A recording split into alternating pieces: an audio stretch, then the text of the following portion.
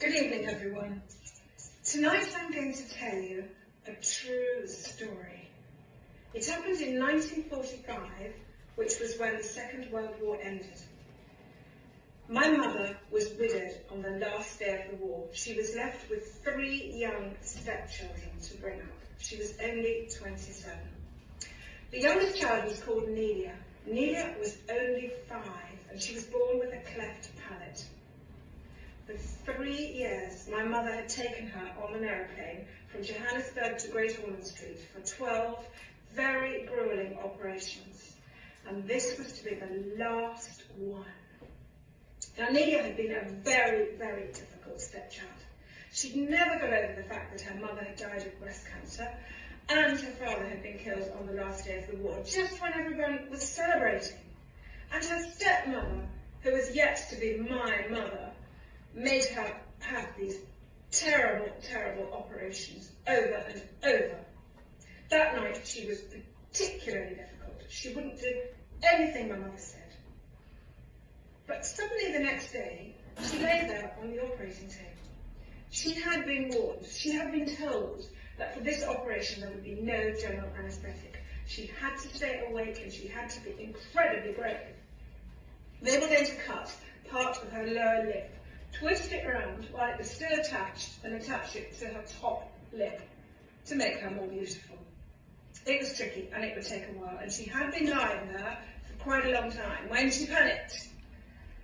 Through her closed lips, she said to my mother, who she called Norma, she said, "Norma, I'm going to be sick."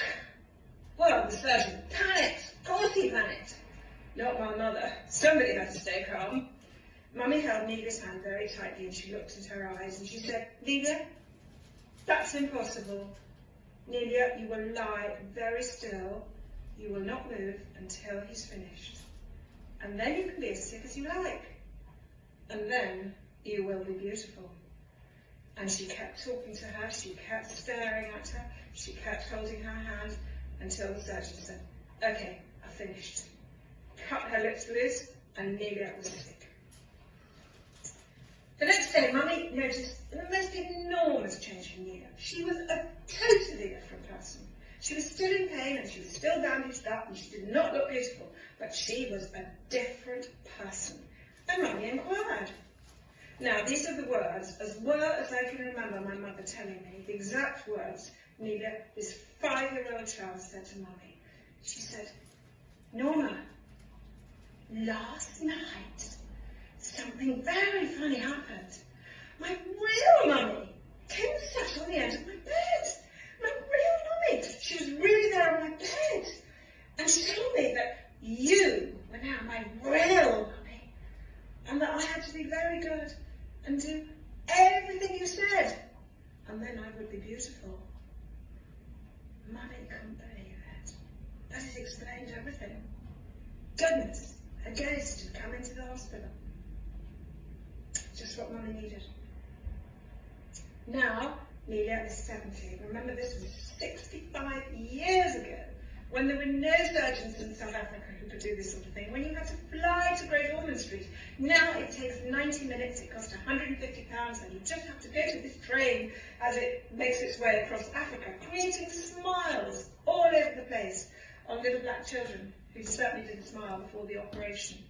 Now tonight, I want to tell you about a very special person in this room. She doesn't know anything about this. Maggie Etheridge has been quietly managing an amazing photographic project which raises thousands of pounds for this charity. She's been responsible for hundreds of these operations. And this year they are celebrating their 100,000th operation. And Maggie's been responsible for quite a number of those.